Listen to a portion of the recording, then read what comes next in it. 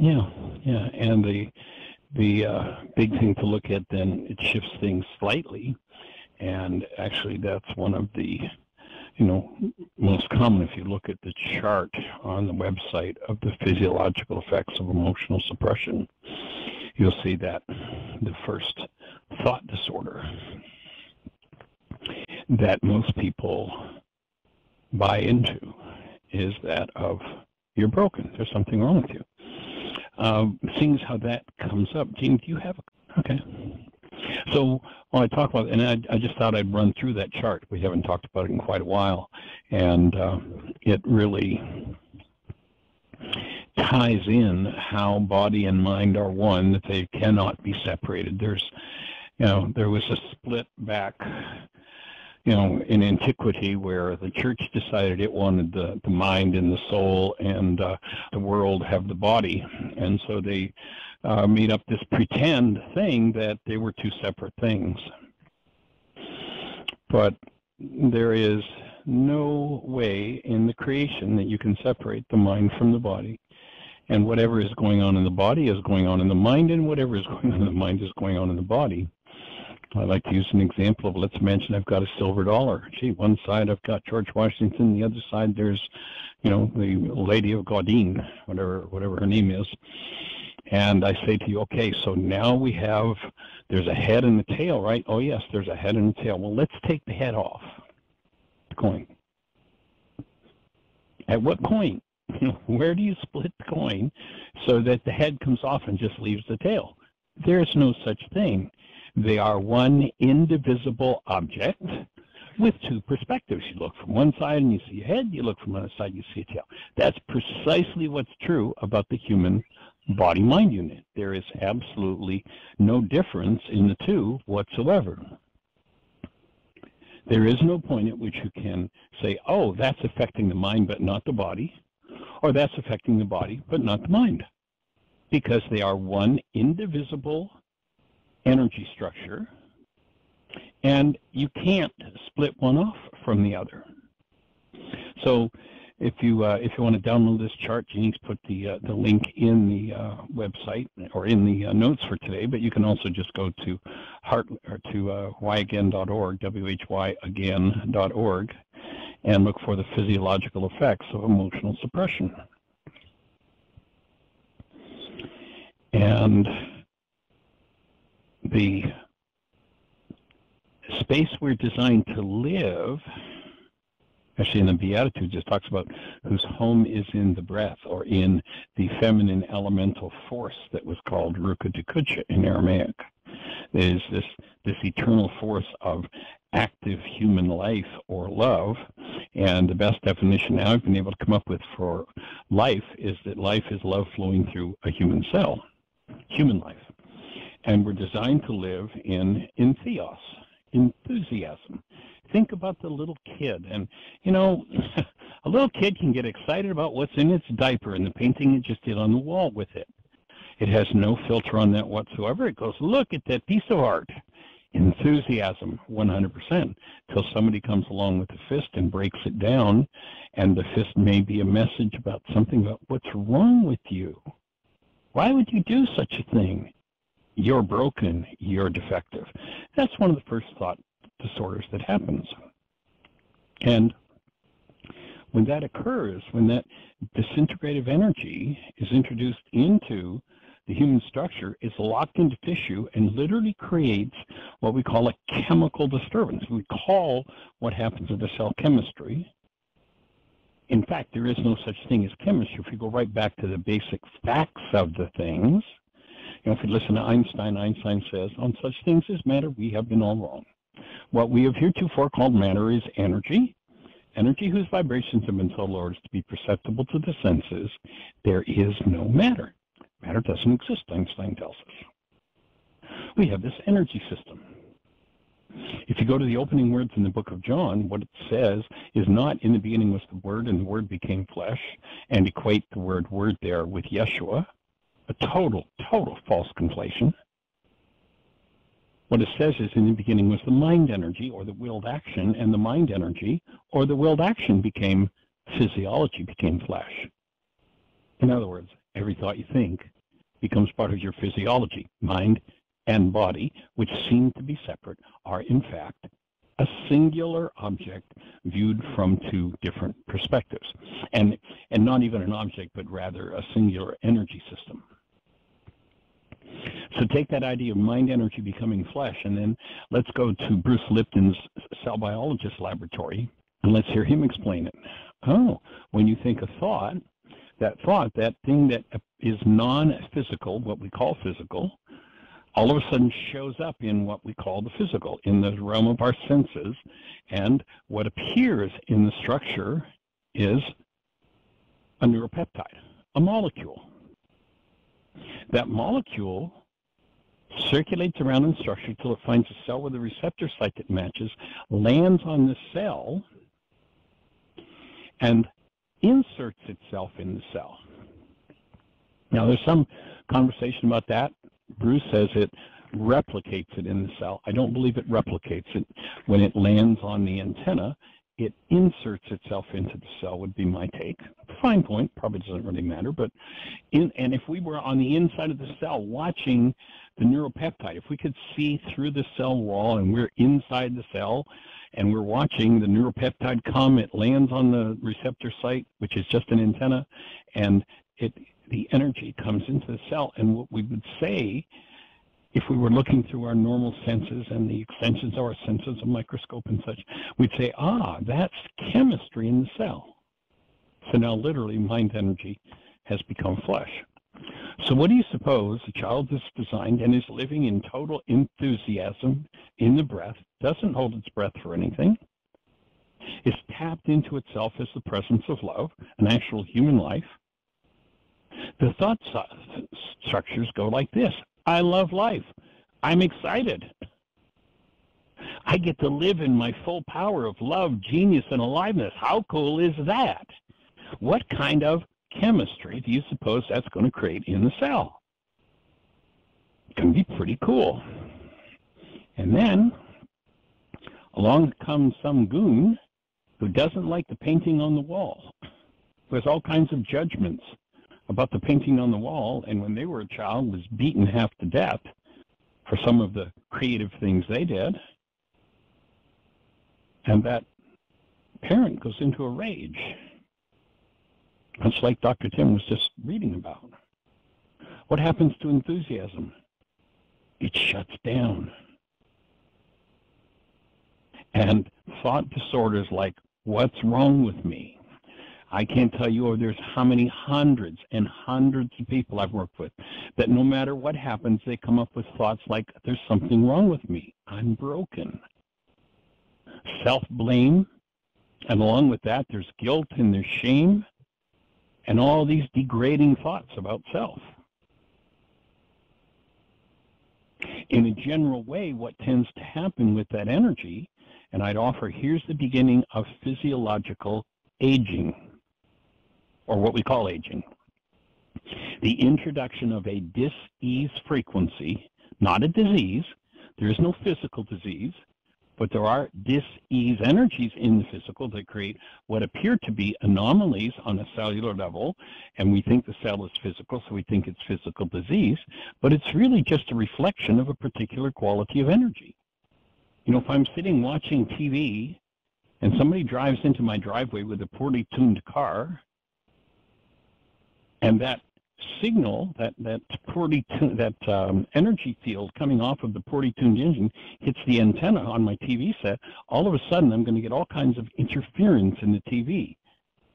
There are going to be wiggly lines, there are going to be crazy noises, it's going to flip, it's going to roll, it's going to do all kinds of things. Now, I can go in and I can surger the TV, I can drug the TV, I can change this part, that part, this part. I can change everything in the TV.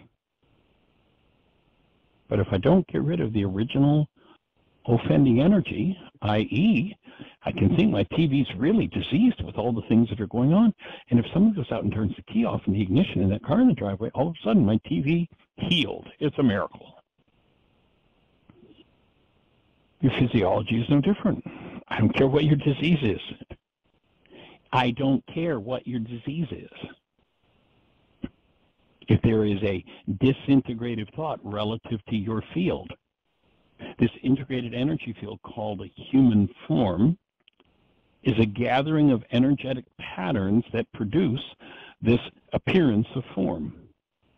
If there are energies introduced into the system that are unlike what supports that form being in integrity, like you're broken, then that energy tends to become locked into the pineal gland, creates a dysfunction. Now, somebody who's got a problem here will go to the doctor and say, doctor, what's wrong with me? And they'll go down and they'll trace it. Say, well, it's something to do with the pineal gland, but we checked it all and it's physically perfect. There's nothing wrong with it. They'll come back 5 years later and 5 years later and 5 years later and 5 years and 50 years later, they'll go, you've got the ABC pineal disease. Finally, it's distorted the physiology so much that now we say that organ is diseased. But if you were to go in and do a mass forgiveness process on the dis-ease energy stored in the pineal gland from 50 years of cultural insanity, the pineal gland would instantly shift into being as fresh as a newborn babe's. How do you do that? It's called forgiveness. Well, I've been doing forgiveness now for 2 weeks. Why aren't all my diseases fixed? Cleared up, done. Well, let's see. Which of your parents understood forgiveness and worked with and taught you to remove any kind of disintegrative energy and was there to care for you and make sure that disintegrative energies were handled before they ever got to you? Which of your parents was it? Oh, neither of them. Oh, okay. How about brothers, sisters, aunts, uncles, cousins, neighbors? Which of them were there to shield you? And most of them, all of them, you can remember, were into all kinds of thought disorders of their own, their hostility, kind of like that story Dr. Tim was just reading. Oh, and so then let's think about your grandparents. Which of them? Oh, boy, it got worse with my grandparents. He was a drunk. And yeah, just like that story, Dr. Tim. Yeah, a drunk. Yeah, he drank too much. I got hit. You got hit, And what about your great and your great and your? So what you're telling me, you are the end line of the evolution of a system of hostility and fear that would curl the hair on a bald man. And you should be finished with that in 2 weeks. You should have that all cleaned up and done. Well, good luck. Can't tell you how many times over the years I've had people in effect have said, I got $5 in 5 minutes. Don't make me work for this. Don't make me spend time. No, I don't want to have to waste. I just want it all fixed yesterday. Doesn't work that way. Maybe a significant number of years before this particular person gets back to that particular thought disorder that you're broken. And then has the skill, once they're aware of it, to access that chemistry in the cell and remove it from the cell. That's why we suggest you go into the practice of the tools.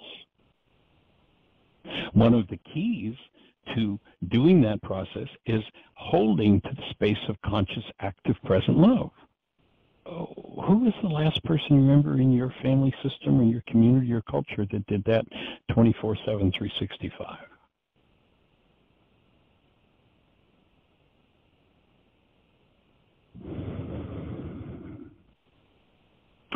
Are you willing to take the time to develop the skill to do the work that will allow you to literally reach back and remove that neuropeptide from your pineal gland? Now, of course, if we go back to the chart, the child in enthusiasm loves that, I love life, I'm excited, and then when they get whipped and screamed at and raged at, ends up in quite a bit of pain. So they cry. And what does the culture say to them?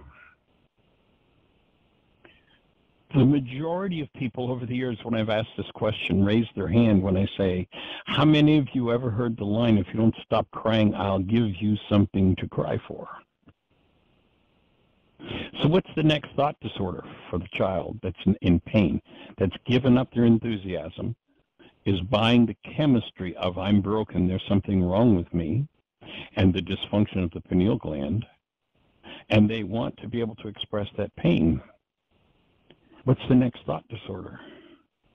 This hurts, and I'm not allowed to feel. And that's accompanied by brash humiliation. I mean, think about in that story Dr. Tim's reading, this kid's young boy is sitting at the table, he's growing, he's wanting to be turned into a man, and here's this drunk sitting there that raps him over the head repeatedly in front of his sisters, in front of his mother, and his neighbor friend that just came over for dinner.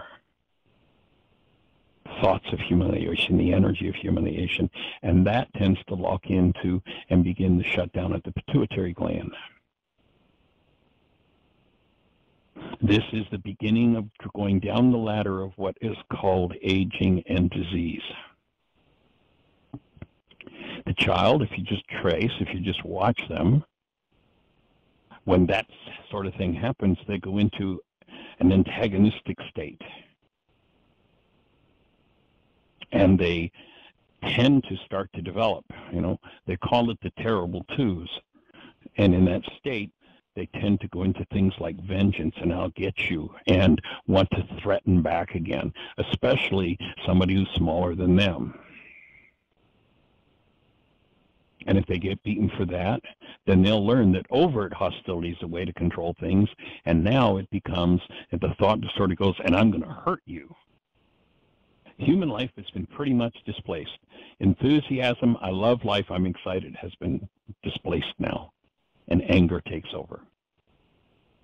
And the energy, the thought disorders that go with the anger now tend to lock into the thyroid gland. It's interesting, if you look not so very long ago, like 60, 70 years ago, if, let's say for some reason, let's say there was some sort of heart problem or lung problem, and they had to take a young child and go in and open their chest. Surgeons found this huge, overgrown, obviously diseased thyroid gland. And a child of 4 or 5 or 6, and they do a thymectomy because the thyroid gland's only about the size of a walnut or an almond. What they've shown is that a 24-hour attack of fear can shrink the thyroid gland by 50%. Remember the stories you heard about, those that were killed on the battlefield, and there was this one guy that didn't have a scratch, didn't have a bullet, and he was as dead as everybody else? That's the impact of intensified fear. And it tends to affect the thyroid gland. So the child in anger, the type of thoughts, and I'm just talking about a trend here, I'm not saying this is exact for everybody, but the trend then becomes this anger, and along with that anger is, I've got to hide my rage or they'll kill me. And the fear that goes with that is just insane. And the anger becomes the medication to anesthetize against the fear. At this point, the anger's been so shut down that it goes into covert hostility, learned deceit. Oh, Mom, I didn't mean to break your favorite new $200 lamp. Forgive me. Covert hostility. When the fear takes over, thought disorders like energetic patterns thinking, which becomes literal chemistry in the cell on the level where we think of chemistry existing. I remember I was speaking at Unity in Indianapolis, Indiana, and there was a professor there from a local university who taught chemistry, And I was talking about this whole idea around chemistry, and he came up to me after. He said, I teach college-level chemistry, and you know what? We really don't have a clue what we're talking about, what's really going on. So the fear thoughts, the thought disorders become things like, I'm terrified that I'm going to be hurt again. And you know what I mixed up there? It wasn't the thyroid they're doing, it was thymectomies. It was the thymus gland, which controls the immune system. That would shrink 50% with a 24-hour fear attack. So once one is bought into that terrified space, and you look at a lot of churchianity, and so many people in churchianity are living in this next step, and it's called propitiation. Kind of a strange word that not many people are acquainted with. T.S. Eliot was a poet, and he wrote in a single line a definition of propitiation that you'll never forget. And that is, what he said was, "'Tis the highest treason to do the right thing for the wrong reason." It's propitiation. That's covert hostility, learned deceit, based in fear and terror, and then doing the right thing, but being in a diseased state and motivated by an internally dissociated disease to do the right thing. And so oftentimes people are out there doing the right thing, and the whole time they're reinforcing disease processes within themselves because they have not been properly disciplined. You know, we live in a culture that tells us that, child, you spare the rod and you spoil the child, as though the rod were something to beat a kid with, rather than something to lean on for support. And the root of the word discipline is disciple. It means properly taught. It doesn't mean properly beat up. If you can't properly teach someone the reason behind you want to do the right thing, then you beat them into submission. They do the right thing for the wrong reason. And every time they do the right thing, underneath it, the energy under the surface in the heart or the unconscious is disease. That's why what led the scriptures to say, take care of the heart, for out of it are the issues in life. Take care of the unconscious part of your mind and clean it out. Because if you don't, you can be doing all the right things in your head and in the external world and destroying yourself as you do it, if you're living in propitiation. And it's one of the most common things going on in the world today. At this point, this person is probably subventilating 80% or more of the time. They don't breathe. You know, this is a stage where I've heard people kind of like it's a big laugh. Oh, yeah, I remember my parents used to tell me that I hold my breath until I turned blue and passed out. That's an extreme effort to shut down awareness of what's going on inside. Holding the breath like that is an extreme effort to not feel and not deal with what's being put into the structure as chemistry. And that tends to lead people to sympathy. It's a huge business. I mean, billions of dollars. I was in a store last week looking for a card, and I was appalled. They didn't have one card under $5. They had a little piece of cardboard in an envelope, $5. The sympathy business. What is sympathy? Well, I have pain just like yours. Let's intensify our pain by suffering together. Negative identification with another situation. You know, if you have someone who's lost a loved one and you're going to the funeral, don't take your pain and pour it out with them or reinforce the energy with them. Deal with your pain. Forgive your pain. And if you're going to go to that funeral home, go as a space of conscious, active, present love. They're able to hold the space and bring solace and healing to the person that perhaps is suffering.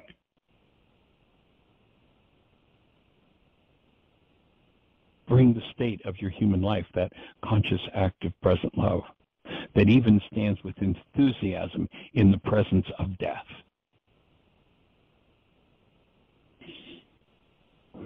The next step down the ladder of sympathy, now that the thought disorders are well ingrained, deeply ingrained, habitual, Next comes grief, to affect and shut down the pancreas and the adrenals. Remember back about 25 or so years ago, we had a woman that came to Heartland to be on the support team.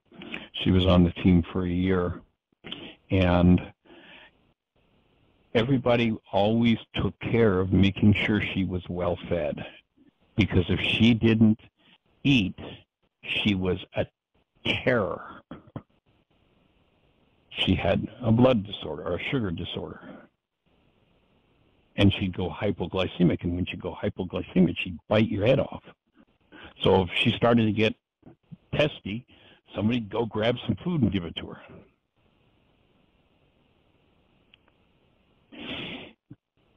The day we did a breath workshop and she touched into the pain, the grief that was unresolved for her over the fact that the love of her life, her husband, was in a car accident and was given blood tainted with AIDS and died. The day she did that breath session, the day she opened that content from her mind and was able to look it square in the face and process through it, that was the end of her sugar disorder. It didn't matter. She could fast. We usually did a 3-day fast at the beginning of each intensive. She couldn't do that. Once we went through that, she could do that with no problem whatsoever. It was easy.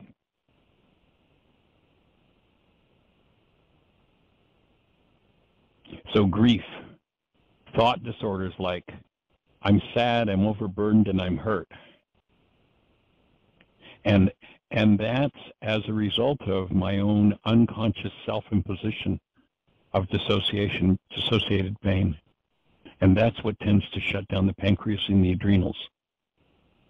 So blood sugar is rampant throughout our world. And the most common complaint, I'm told, people going to medical doctors is, I'm tired, I don't have any energy. The adrenals are shot because they've been overloaded with this pain.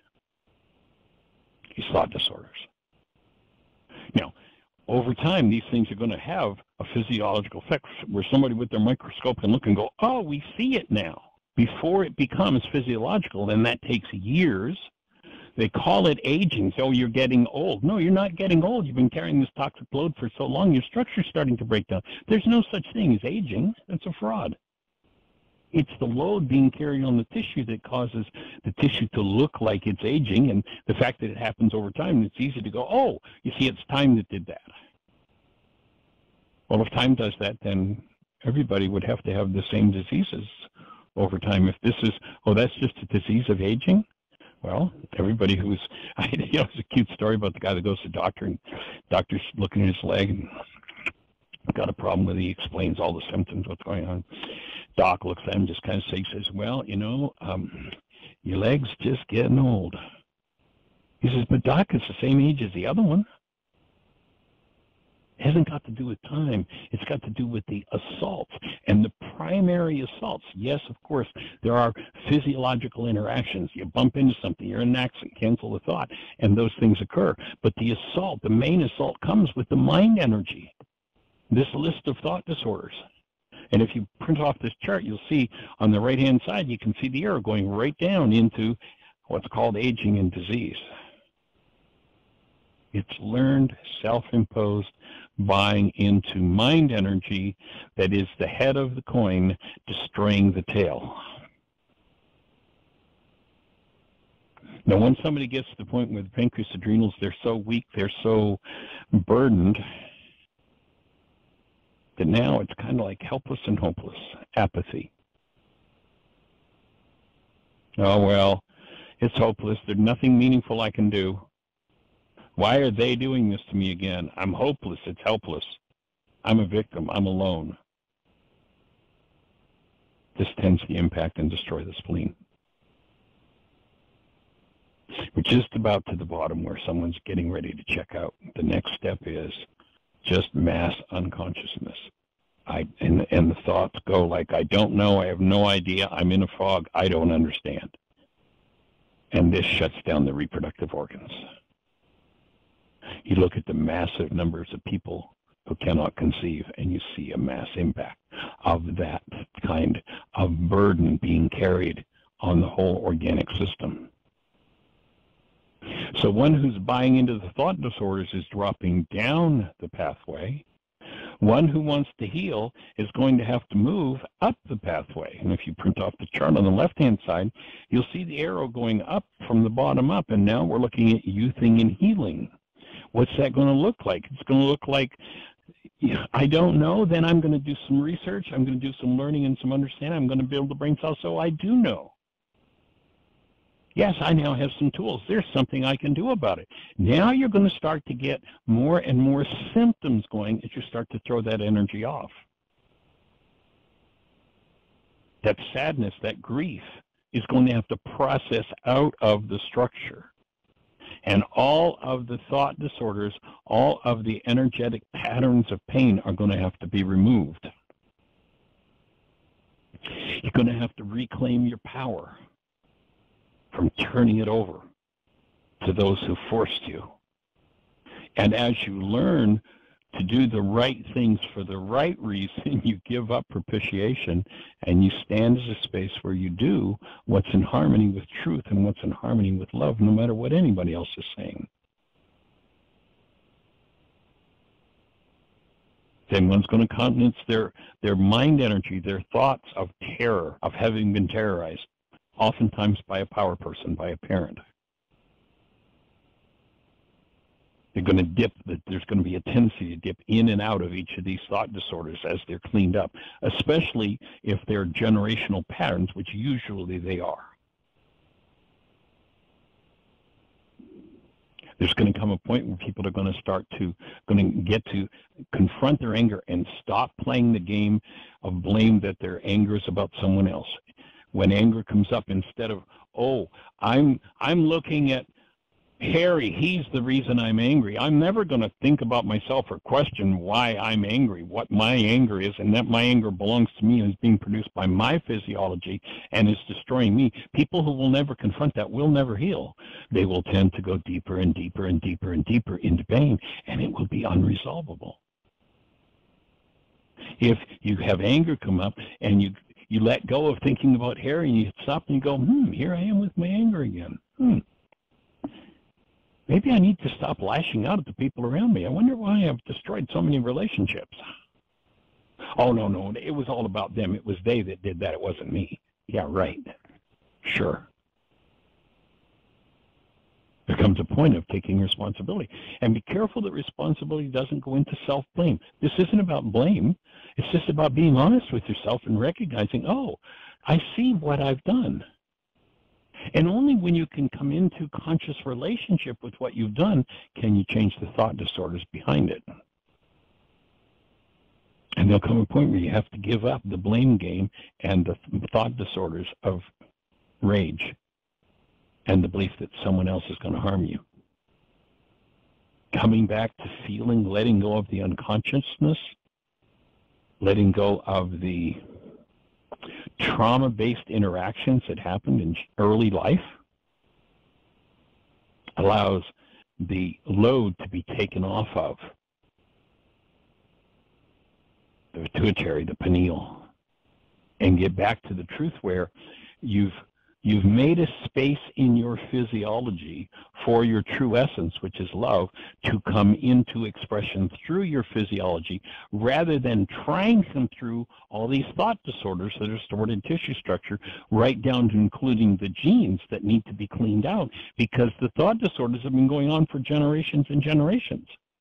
Remember that story of the Jews wandering in the desert for 40 years? And that was not a story about this group of people who were lost in a 35 square mile area for 40 years. That's ridiculous. These people knew about astronomy. Look at their writings. They understood where the sun rose and where the sun set. If they'd wanted to get out of the desert, if it were about being in a hot, sandy place where it was about 35 square miles, the size of that desert, they'd have gotten up in the morning and started to follow the sun east, and they'd have been out of there within a couple of days. But remember what had to happen in order to get out of the desert. And the desert is just to get out of the state of unconsciousness. The very bottom thing on this chart that we're talking about, the last thing is the unconsciousness. I don't know. I have no idea. I'm in a fog. I don't understand. That's the desert. What had to happen to get out of the desert? Read that passage. It's a metaphor for the journey of life. And you remember what they said is the old generation had to die off. That didn't mean everybody in old physical bodies had to physically die. The root of the word generation is genari. It means cause. You have to go in and lift every thought disorder off of every organ in your structure. Every thought disorder of every generation will leave your structure available to be fueled by active present love, and all interference patterns are gone. All of a sudden, the car out there in the driveway with the poorly tuned engine is shut off. And the picture miraculously clears up. The physical diseases disappear. The mental, the emotional diseases, the addictions disappear. But you have to develop the skill of accessing your own unconscious dynamics. You have to quit your religion.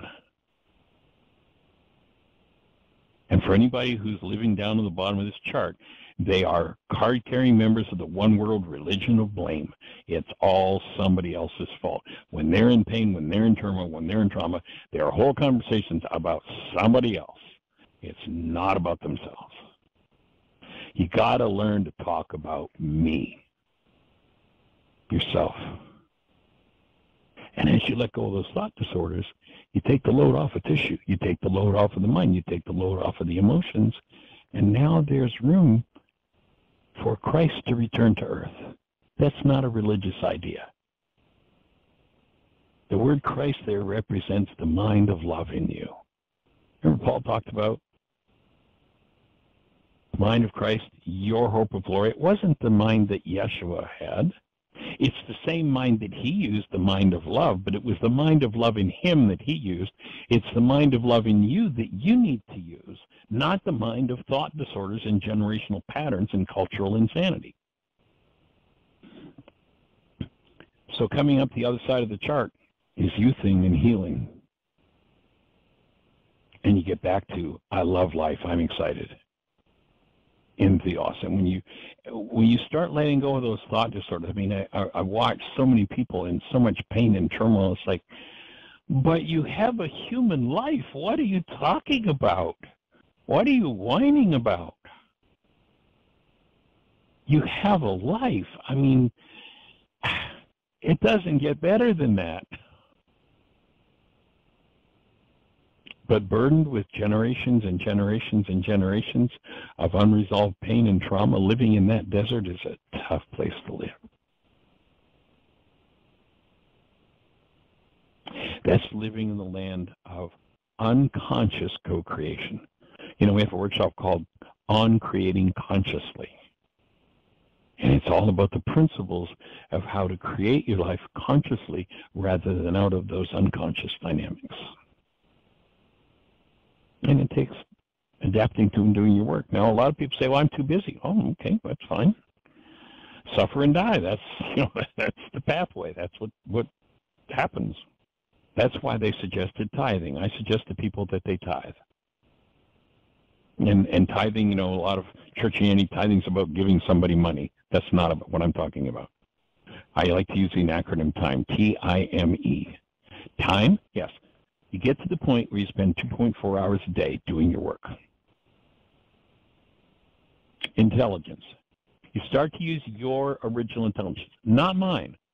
I can be here to support you, offer you some, been there, done that, here's what you can do about it. But ultimately, it's your original intelligence that we're here to support awakening. So time, intelligence, money. Yes, dedicate 10% of your income to what supports you spiritually and doing your spiritual work. And then the last in the acronym is energy. Yeah, put 2.4 hours a day of your original energy. Not, I did my 14-hour day today and I came home and I'm exhausted and so I'm going to go and have a nap. I mean, meditate for an hour. No, it's your original vital energy that you want to put into this. Sure, everybody has to earn a living. You have to dedicate that energy there, but put that or some of that original energy into your internal work and stand in the space of willingness to process through whatever it is that the thought disorders that have resulted in the situations in your business life, in your financial life, in your relationship life, in your physical health, your mental health, your emotional, whichever arena it's in. Invest in that. Invest in yourself. So again, if you're tuned in late, I suggest that you tap into the chart on our website. Go to whyagain.org. The physiological effects of emotional suppression. You can print that off free. And at the bottom of the page, there's a note about what we call, so people can comprehend it, the non-being mind. And the non-being mind is the self that we think we are that's based in hostility and fear. Once active present love by these thought disorders is knocked out of one's life, they're dead. You might remember with Yeshua, there's a man who's, boy, I like what you're doing, Yeshua, I'm going to come with you, but first I need to go bury my mother and my father. That didn't mean his mother and father just died and he was going to dig a grave. In that culture, the oldest son had an obligation to take care of his parents till their death and burial. So he was putting, I'm too busy, I don't have time, I have other obligations. And what did Yeshua say to him? Let the dead bury the dead. Until one is awake in their physiology as active present love, they are dead to their human lives. And once that death of being occurs, physical death takes approximately, plus or minus 100 years. 90 years is a pretty good shot for most people. And I'd offer death is a result of purposely instilled, unconsciously driven, non-human insanity based in fear and or hostility. Healing, to return to our natural state, love and enthusiasm, is the systematic, ongoing removal or forgiveness of everything unlike your true nature and the return to being, 24/7, 365. It's not only possible, but inevitable for every mind, heart, and being on the planet. And youthing is climbing up and out of the insanity. That's the last paragraph on the chart. So that probably will, I was just going to say, that'll probably stimulate a few questions. So, Miss Jeannie, you've got some hands up. Let's say hello. We do. The first one's area code 757. I believe this is Dan. You're on the air. Hey there. Hey, Dan. How do you be, young man? I'm doing great. I'm I'm cooking some carrots and celery.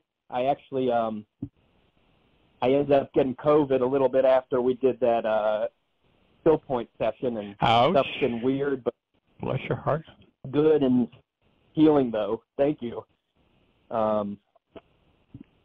So carrying on doing your work and keep breathing.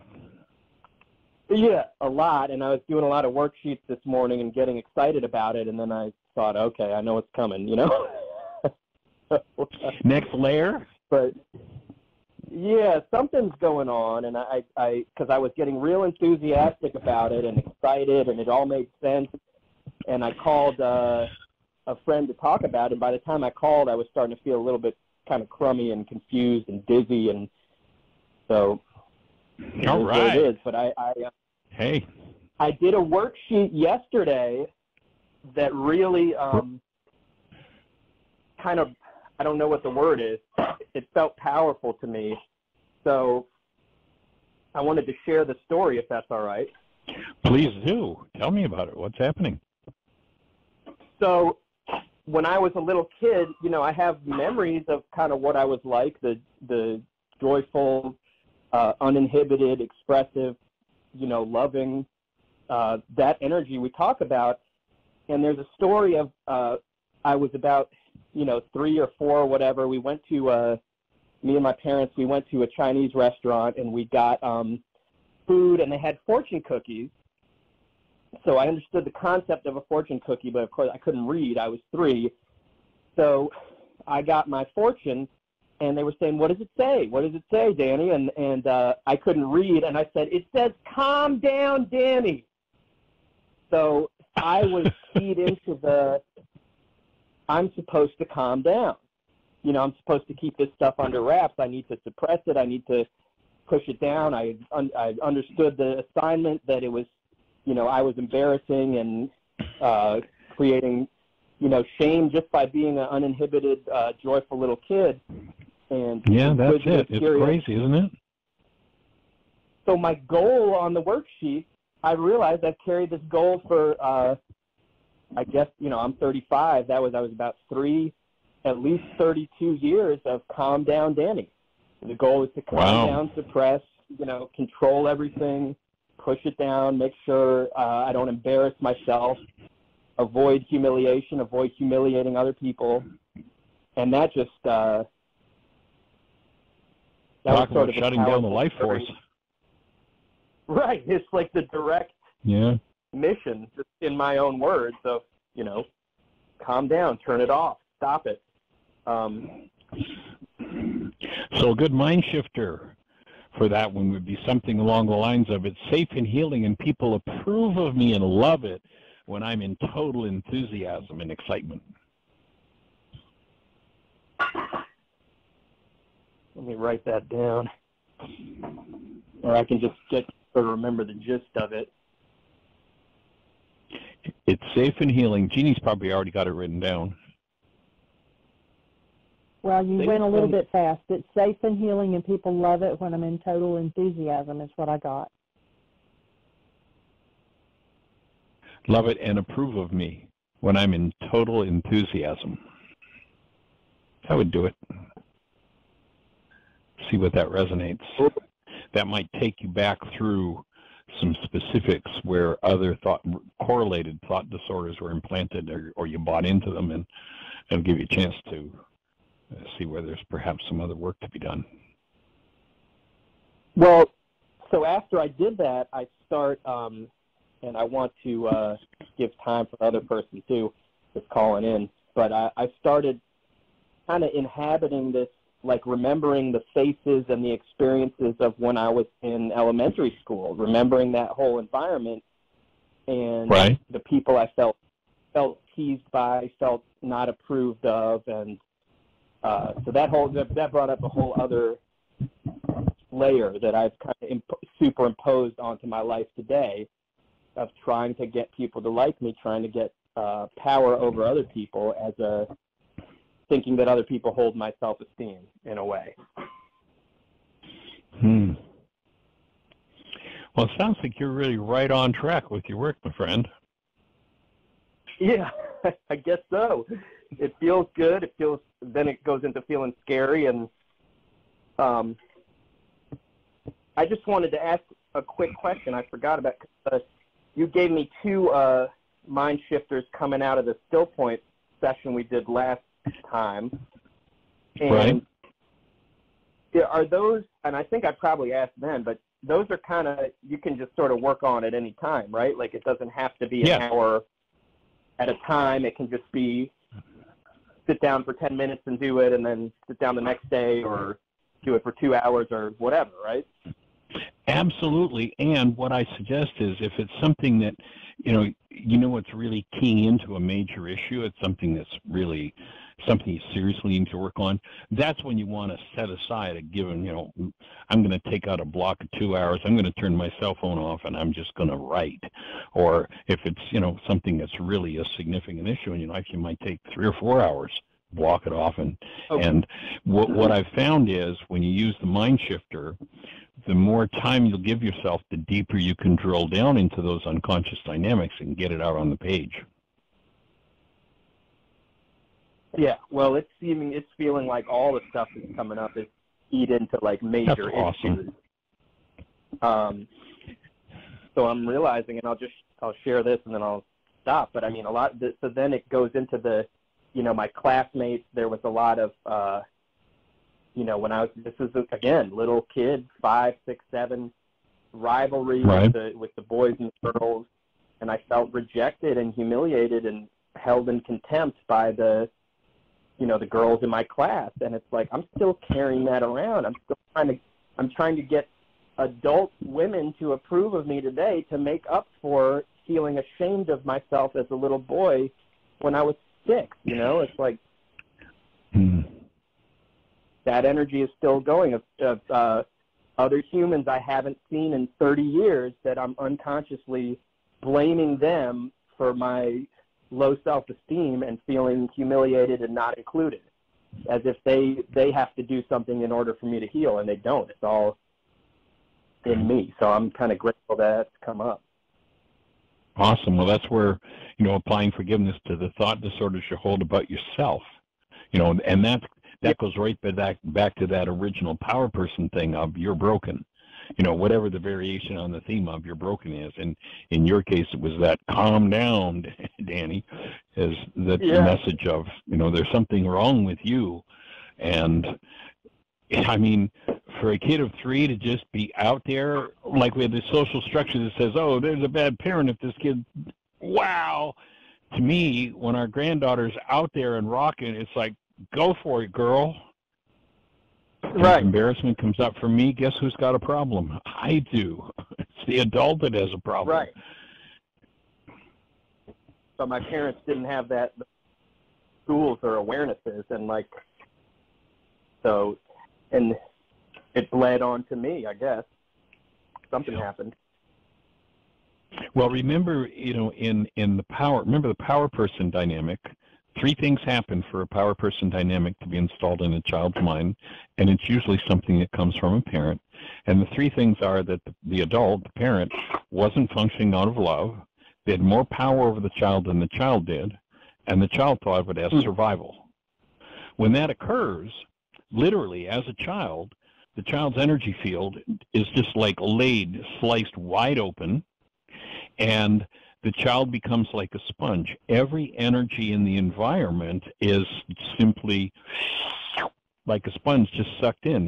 If mom or dad's sitting there in rage and embarrassment, and that dynamic opens in the child, then that energy of rage and embarrassment becomes part of the foundational thought system and energy system of the child until that's forgiven. Yeah, and I know I've gone through a lot of my life, doing some level of work, but sort of still blaming my mother, like almost feeling like she's in my, I used to have this thought, she's in my nervous system, she's in my physiology, why won't she leave me alone? And it kind of makes sense, but it's still today wanting to let go of holding her in blame going on in me today. Right. So when all of that occurred as a child, the energy of the parent was simply there. The child drew it in, and it creates that kind of an impression. One of the reasons why there are only, once one has this power person dynamic installed in the mind, there are only 3 behaviors possible, and they relate directly to that power person experience, and the behavior depends on the level of stress one is under. When there's no stress, we'll do whatever we did to get along with our power person. When stress builds, we'll shift into the automatic decision system, kicks in the mind, and kicks us over into doing whatever we did to resist and survive with our power person. And then and this would relate to your thinking of, gee, that she's in there.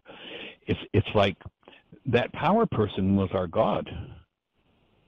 Right. And so when the stress is up and the chips are down, when I'm ultra stressed, what I'm going to do is look into my unconscious and go, what did God do when the stress was up and the chips were down?